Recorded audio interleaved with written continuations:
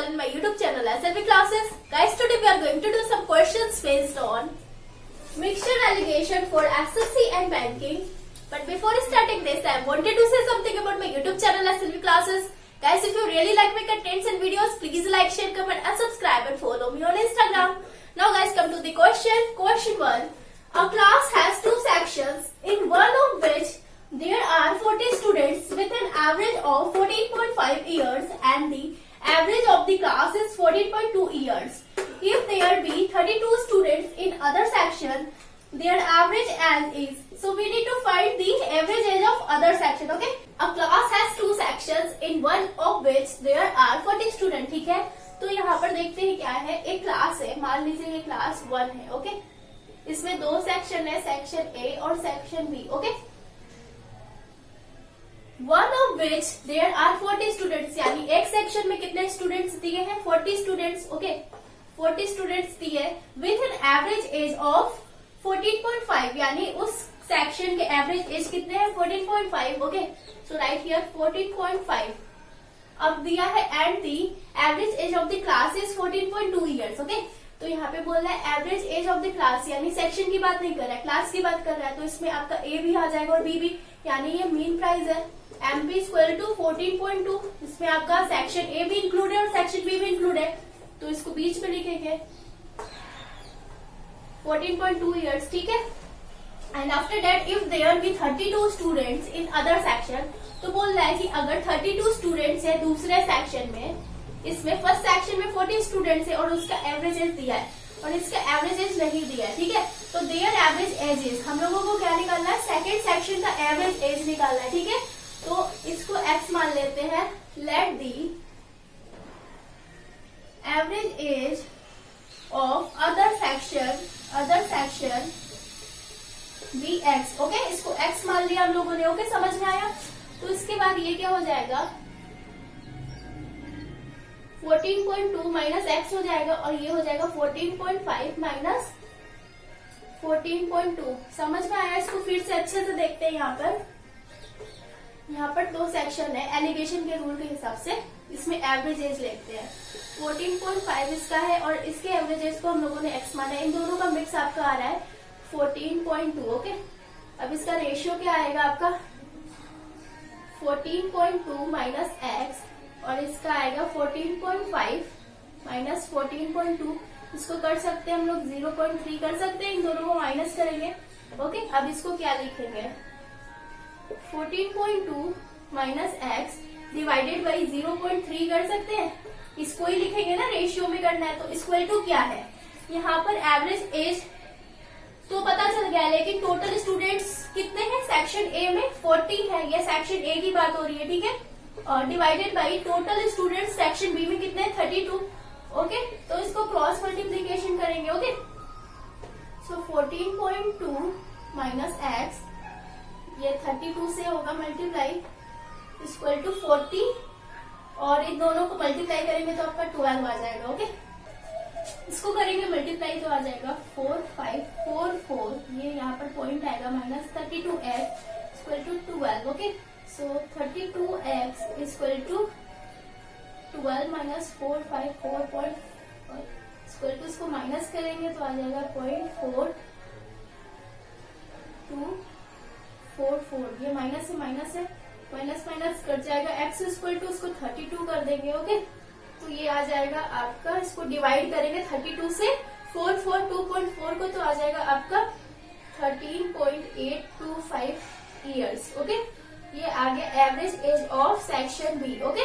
अब ऑप्शंस में चेक करते हैं. ऑप्शन ए नहीं है, option B is the right answer, यानी 13.825 ईयर्स आपका आ जाएगा average age of other section. Okay. समझ में आया गाइस? क्वेश्चन को एक और मेथड से कर सकते हैं, एलिगेशन के अलावा भी इसे कर सकते हैं आंसर लाने के लिए. ठीक है. यहाँ पर क्या दिया है?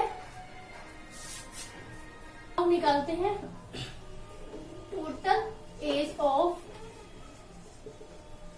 Section B. ठीक है. अदर सेक्शन का टोटल एज निकालते हैं. So total average age multiply by total number of students. Okay. Minus total average age of section A into number of students in section A. ठीक है, total class में जितने हैं इसको multiply करेंगे टोटल नंबर ऑफ स्टूडेंट्स से, जो average age है, फिर उसमें से माइनस क्या करेंगे, सेक्शन ए को माइनस कर देंगे तो सेक्शन बी निकल जाएगा। ठीक है, ये भी मेथड आप लोग यूज कर सकते हैं जब एलिगेशन ना आए तो। इसमें क्या करेंगे, टोटल एवरेज एज कितना दिया है यहाँ पर 14.2 इंटू क्या करना है 72 आ रहा है आपका average 72 total number of students है। ठीक है, इन दोनों को माइनस करेंगे, सेक्शन ए में कितने हैं एवरेज एज आपके 14.5 मल्टीप्लाई बाई सेक्शन ए में कितने 40। ओके, इन दोनों को मल्टीप्लाई करेंगे, इतना आ जाएगा -580। इन दोनों को करेंगे तो 2.4 आ जाएगा। ओके, ये तो टोटल स्टूडेंट आया है ना, total age of students in section A. अब इसका एवरेज निकालेंगे। एवरेज एज निकालने के लिए टोटल से 32 को क्या करेंगे, डिवाइड करना है। ठीक है, तो इसका आ जाएगा आपका 13.825 ईयर्स। इसको डिवाइड करके आप लोग देख सकते हैं। ठीक है guys, now guys come to the next question. Question 2, a milk vendor has 2 cans of milk. The first contains 25% water and the rest of milk. Okay, the second contains 50% of water. How much milk should be mixed from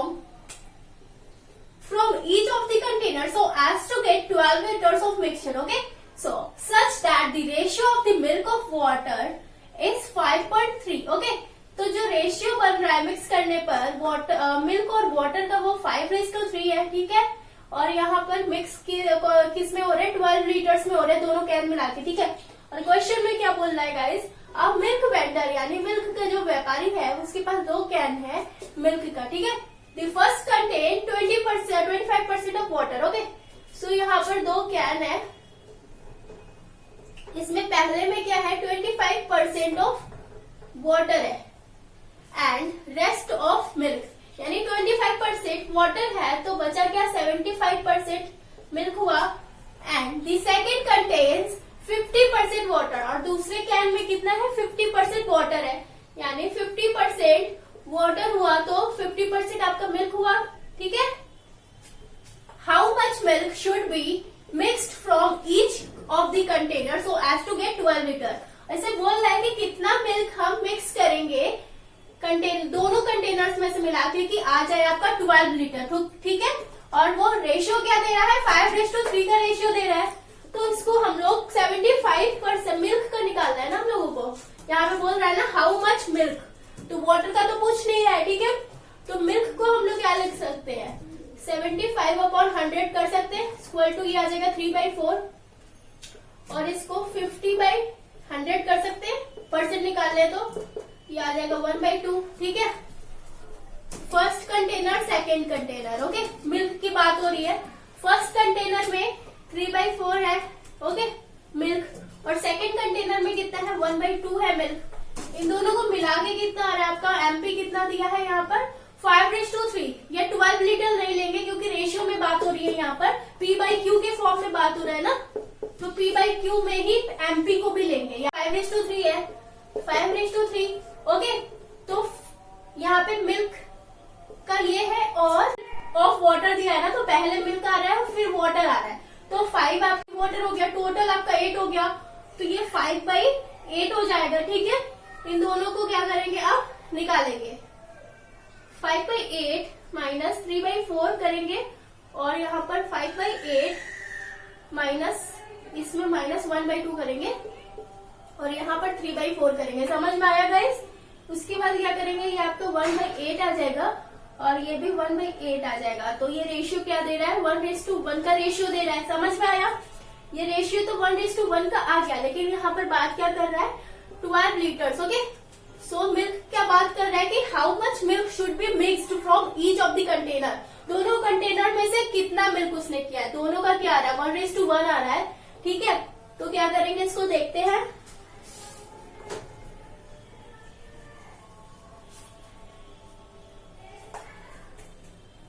milk निकाल रहे हैं दोनों container में से, milk in both can equal to 1:1 आ गया, तो 1/2 कर सकते हैं, मल्टीप्लाई बाई मिक्स करने पर कितना आ रहा है, 12 लीटर्स आ रहा है, यहाँ पर दिया ना, so as to get 12 litres of mixture. ये मिक्सचर है, ठीक है, ये मिक्सचर किसका है, इसमें वाटर भी मिक्स है और मिल्क भी मिक्स है, तो इसमें से 1/2 यानी जो आपका रेशियो आ रहा है ये 1:1 मिल्क का, उसको क्या करेंगे, मल्टीप्लाई कर देंगे तो 6 आ जाएगा, यानी 6 लीटर आपका क्या है, मिल्क है। Now guys come to the last question, question 3। Gold is 19 times as heavy as water and copper is 9 times as heavy as water. Okay. So in what ratio should these be mixed to get an alloy 15 times as heavy as water? तो बोल रहा है कि gold है जो 19 times heavy है water की तरह, और कॉपर जो है 9 टाइम्स हैवी है वाटर की तरह, यहाँ पर लिखा है ना एज हैवी एज वाटर।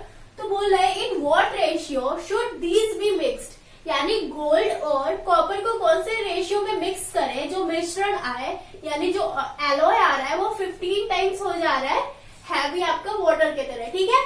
तो समझ में आएगा इसमें क्या बोल रहा है, तो उसको कैसे करेंगे, according to the rule of alligation इसको फॉर्मूले में पुट करते हैं।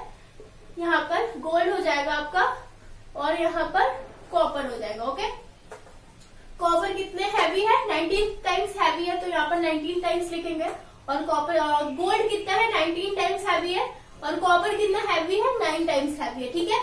अब इन दोनों को मिक्स करने पर कितना हैवी आ रहा है, एलॉय जो आ रहा है आपका 15 टाइम्स आ रहा है। ओके, ये एलॉय है, समझ में आ रहा है। अब इन दोनों को क्या करेंगे, माइनस करेंगे, ये आ जाएगा 4 और इसको करेंगे 6 आ जाएगा, 6:4, ये 3 आ जाएगा और ये 2 आ जाएगा, यानी 3:2। इसमें से 3 आपका रेशियो है गोल्ड का और 2 रेशियो है आपका कॉपर का। ओके, यानी एलॉय में आपका गोल्ड और कॉपर का रेशियो आ रहा है 3:2। समझ में आया guys, 3:2, option D is the right answer. Now guys if you like my video please like, share, comment and subscribe and follow me on Instagram. अगर आपको मेरी वीडियोस पसंद आती है तो आप उसे लाइक करें, शेयर करें एंड सब्सक्राइब करना ना भूलें। Thank you.